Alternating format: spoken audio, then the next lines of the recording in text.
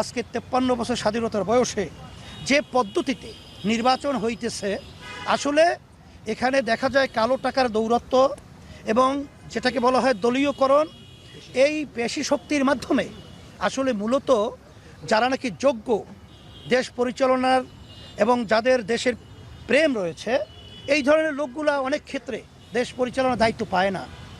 সেক্ষেত্রে আমরা PR system যে নির্বাচন, যেটা সব শাখার সব ধরনের সব মন মানসিকতার লোক এখানে সম্পৃক্ত থাকতে পারবে এবং তাদের ভোট হবে পিআরের, এটা হলো সংখ্যানুপাতিক